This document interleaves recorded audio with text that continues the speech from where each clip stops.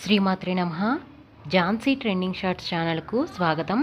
మీరు గనక మన ఛానల్ని మొదటిసారి చూస్తున్నట్లయితే ప్లీజ్ సబ్స్క్రైబ్ చేసుకోండి.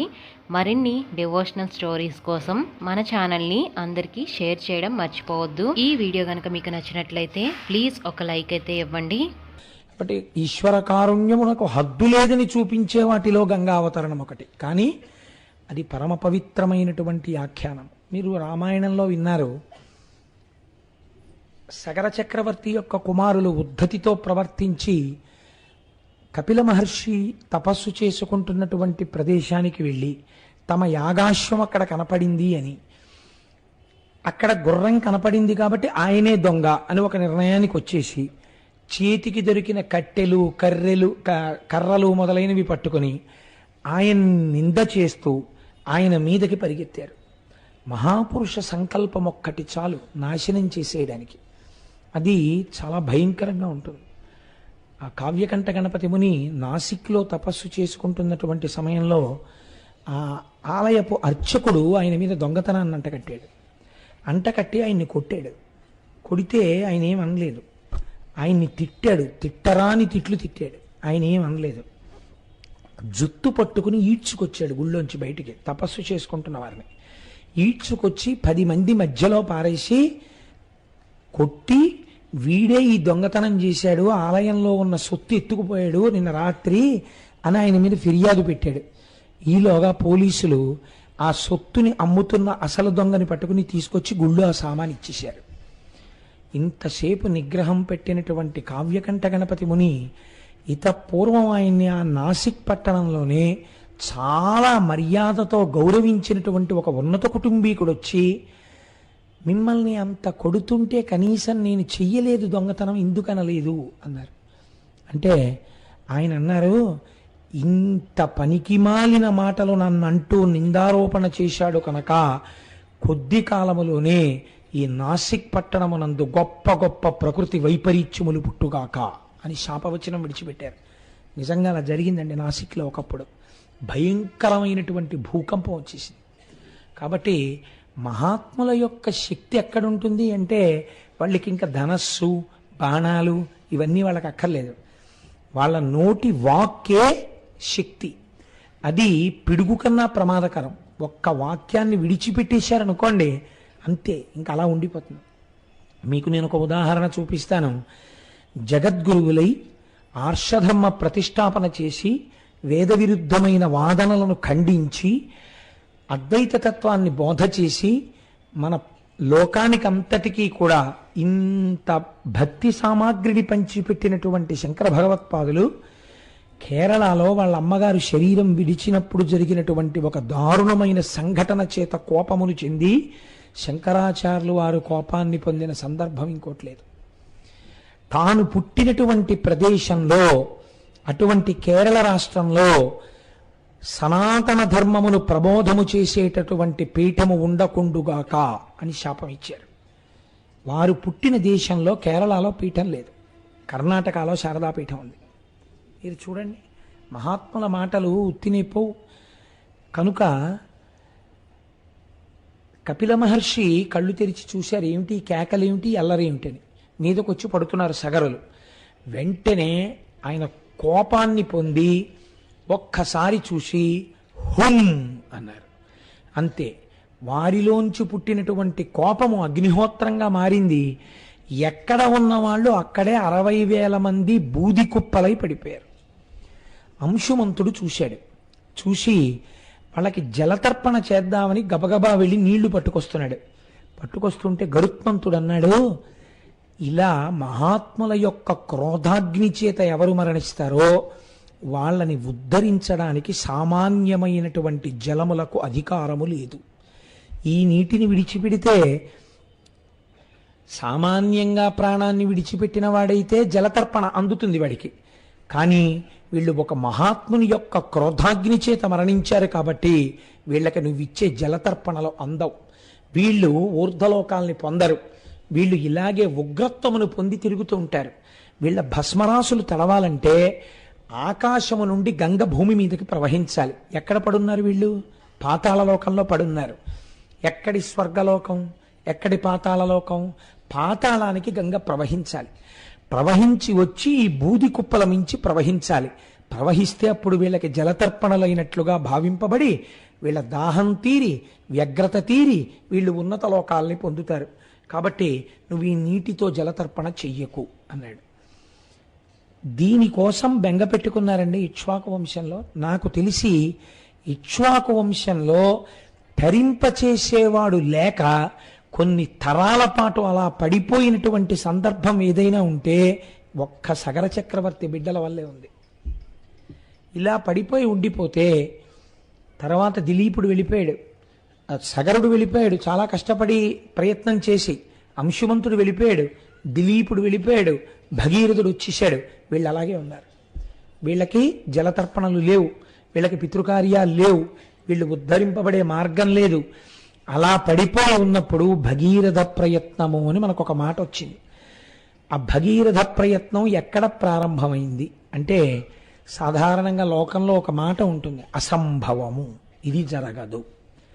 అసంభవములు ఎప్పుడు సంభవములవుతాయి? పట్టుదల కలిగినటువంటి వాడి సంకల్ప బలం చేత, వాడికున్న పరమేశ్వర భక్తి చేత అసంభవములు సంభవములే అవుతాయి. కాబట్టి ఇప్పుడు ఆయన తపస్సు చేయడానికి బయలుదేరాడు. తపస్సు చేయడానికి బయలుదేరినటువంటి వాడు ఎక్కడ పరిపాలన చేస్తున్నాడండి? అయోధ్యలో పరిపాలన చేస్తున్నాడు. అయోధ్యకి దగ్గరలో ఎన్ని గొప్ప గొప్ప పట్టణాలు ఉన్నాయి. కాశీ మొదలైన పట్టణాలన్నీ ఉత్తర భారతదేశంలో ఉన్నాయి. ఆయన ఆ పట్టణాల్లో తపస్సు చెయ్యలేదు.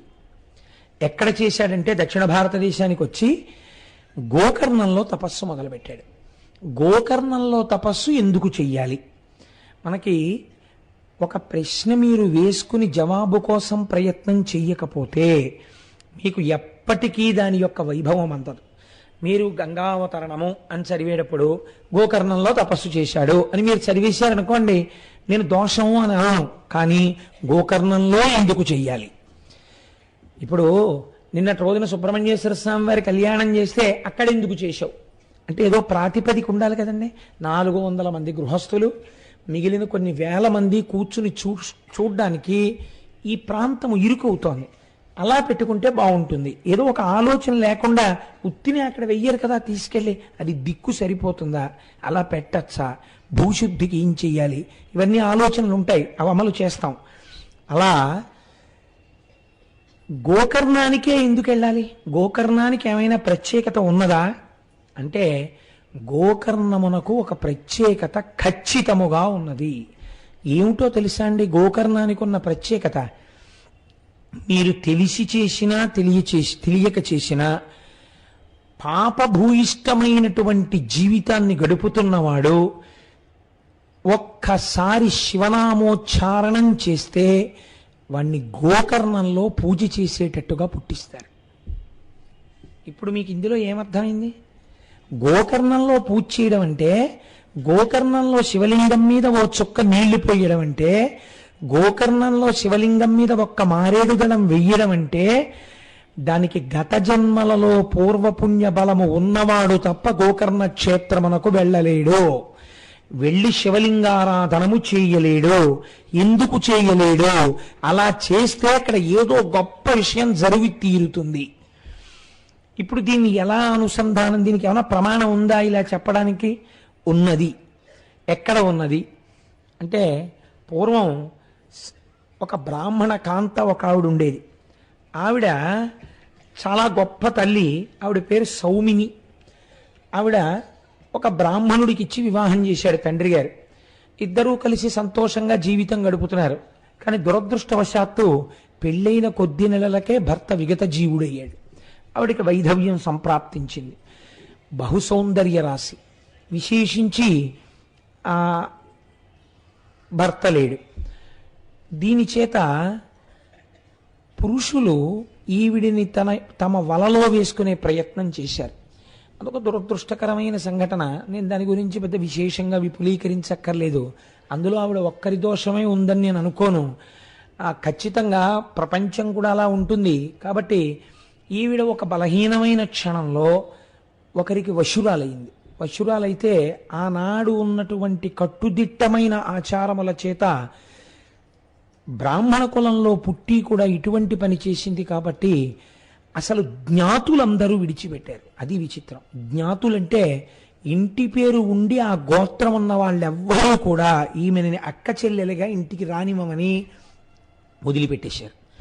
ఎప్పుడైతే వదిలిపెట్టేశారో ఈవిడ సమాజమునందు చాలా సంస్కారమునందు చాలా వెలితిగా ఉండేటటువంటి ఒక వ్యవస్థలో జన్మించినటువంటి వ్యక్తితో జీవనాన్ని గడపడానికి అలవాటు పడింది. అటువంటి అలవాటు పడి ఉండడం చేత ఆయనకి సంతానాన్ని కంది. కానీ ప్రతిరోజు ఆవిడ కళ్ళు సేవించేది. ఆవిడ బ్రాహ్మణ కాంత. ఆవిడకి ప్రతిరోజు మాంసం ఉండాలి, మాంసము తిని జీవించాలి.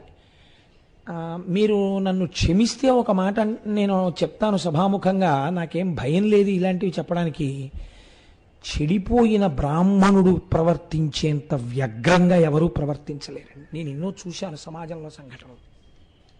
అసలు నిజంగా అలా ఉండడానికి సహజమండే అని మీరు అనుకునే వాళ్ళకన్నా దారుణంగా ఉంటాడు భ్రష్టుడైన బ్రాహ్మణుడు సమాజంలో. ఆ భ్రష్టత్వం వైపుకు వెళ్ళకూడదు. కాబట్టి ఏమైంది, ఇప్పుడు ఆవిడ కళ్ళు తాగుతోంది, ఆవిడ మాంసం తింటోంది.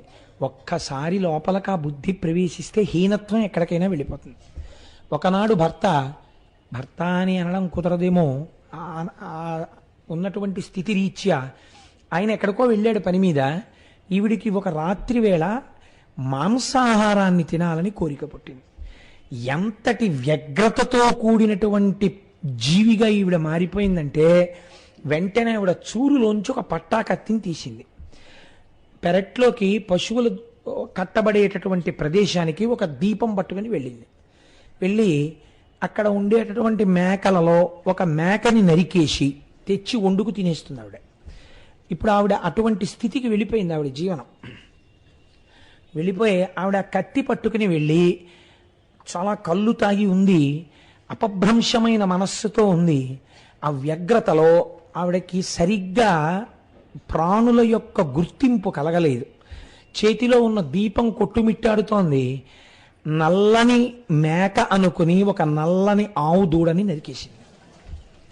నరికేసి ఆ ఆవు దూడని ఇంట్లోకి తీసుకొచ్చింది. చచ్చిపోయిన ఆవు దూడని నెత్తురు కారుతుండగా తెచ్చి ఆ కత్తితో తోలు తీసేసి మాంసాన్ని పచనం చేసుకోవడానికని దీపం దగ్గర పెట్టుకుంది. దగ్గర పట్టుకున్న తర్వాత చూస్తే ముఖం వంక చూసింది ఆవు దూడ. అప్రయత్నంగా ఆవిడ నోటి వెంట ఒక మాట వచ్చింది, శివ శివ అంది. అంతే. అంటే ఎక్కడో సంస్కార బలం దాగి ఉంది. ఒకప్పటి సంస్కారం ఒక్కసారి పైకి లేచింది. అబ్బబ్బబ్బా, ఆవు దూడని చంపేశాను అనుకుంది. శివ శివ అంది. అంతే. కానీ ఆవిడ వెనకంజ వేయలేదు. కళ్ళు తాగి ఉంది, ఉత్తరక్షణం పోయింది ఆ సంస్కారం. కొన్ని పదార్థాలను అందుకే సేవించవద్దని చెప్తారు. ఒక కొత్త సంస్కారం ప్రారంభమవుతుంది మనిషిలోంచి, వ్యగ్రతతో కూడిన సంస్కారం. దాన్ని మీరు స్థిరపరచుకోకూడదు. ఈశ్వరుడు మీకు ఇచ్చిన దాంతో ఉన్నతి వైపుకి వెళ్ళాలి, కానీ పతనావస్థ వైపు వెళ్ళే పదార్థం తీసుకోవడం ఏమిటండి, పాడు చేసుకోవడం ఏమిటి? కాబట్టి ఒక స్త్రీ హద్దులు దాటిపోయింది. ఇందులో మీకు ఎన్నో విషయాలు తెలుస్తాయి. ఏ విషయంలో తప్పు జరిగితే భ్రష్టత్వం ఎంత దూరం వెళుతుందో కూడా తెలుస్తుంది. కాబట్టి ఇప్పుడు ఏమైంది, ఆవిడ ఆవుని ముక్కలు చేసేసింది. ఆ పచ్చి మాంసపు ముక్కలు కొన్ని తీసి ఉడికించుకుని తినేసింది. శరీరంలో బలం అంతకాలం ఒక్కలా ఉండదు కదండి. శరీరం జర్జరీభూతం అయిపోతుంది. ఆవిడ వృద్ధురాలైపోయింది. వృద్ధురాలైపోయి కట్టకడన ప్రాణాన్ని విడిచిపెట్టేసింది. యమభటులు ఆవిడ్ని తీసుకెళ్లారు. ఆవిడ పాపమును పుణ్యమును బేరీజు వేశారు. ఇది విచిత్రం. అక్కడ ఒక తర్కం జరిగింది. సరే, పాపం ఇంత ఉంది, ఇంత పాపానికి ఏం చేయాలి, దానికి పెద్ద విశేషం ఏం లేదు. ఏదో రకరకాల శిక్షలు, దిక్కుమాలిన శిక్షలు వేసేయచ్చు. దీనికి ఏం చెయ్యాలి, శివశివ అన్న మాటకి ఏమైనా చెయ్యొచ్చా? ఈ శివశివ అని 2 మాటలు మాత్రం అంది. 2 మాటలు శివశివ అన్నందుకు ఈవిడికి ఏ పుణ్యం ఇవ్వవచ్చు అని అడిగారు. అడిగితే యమలోకంలో పెట్టినటువంటి బాధలు పెట్టగా అత్యంత హేయమైన సంస్కారమున్న కుటుంబమునందు పుట్టించి చీకటి పడిన తరువాత ఈవిడ నడుస్తుంటే ఎవరికీ తెలియనంత నల్లటి రూపంతో పుట్టించి పుట్టుకతో అంధురాల్ని చేసి కుష్ఠవ్యాధిని కట్టపెట్టండి. కాబట్టి యవ్వనము వచ్చేటప్పటికీ ఒంట్లోంచి పుళ్ళు పుట్టి చీము నిట్టులు అలా కారిపోతుండాలి. ఎవ్వరూ దగ్గరికి రాకూడదు. పుల్లటి కంపు వస్తూ ఉండాలి శరీరంలోంచి. ఎప్పుడు ఈగలు దోమలు ముసురుతూ ఉండాలి. చేసిన పాపం అనుభవింపబడాలి. అందుకే కొన్ని ప్రాణులు అలా పుడతాయి లోకంలో. కాబట్టి ఇప్పుడు ఈ పాపం అంతా అనుభవంలోకి వెళ్ళిపోవాలి. శివ అన్నందుకు గోకర్ణం మాత్రం చేర్చండి అన్నారు. చూసారా, శాస్త్రమేనండి.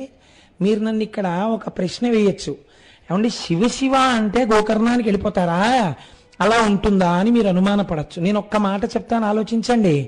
మీరు మీ ఆఫీసర్ గారి దగ్గరికి వెళ్ళి మీరు రోజు ఫైల్ పట్టుకెళ్ళినప్పుడు తమరు నిన్న చెప్పింది ఫైల్ రాసేసానండి అంటారు కదా. తమరు అన్న 3 అక్షరాల్ని తీసి ఉరే అని మార్చండి. తమరు అండం మానేసి ఒరే నిన్న నువ్వు చెప్పింది ఫైల్ పెట్టేశాను అని అక్కడ పెట్టండి. మీ సీట్లోకి వెళ్ళేటప్పటికి రెండింటిలో ఒకటి వస్తుంది, ఒకటి ట్రాన్స్ఫర్ ఆర్డరు లేకపోతే సస్పెన్షన్ ఆర్డర్ కదండి. ఏం భాషలో ఉన్నవి కావా ఉ రే ఈ అన్న అక్షరాలు? లోకంలో వ్యవహారంలో ఉన్నవి కావా ఉరే అన్న అక్షరాలు? తమరు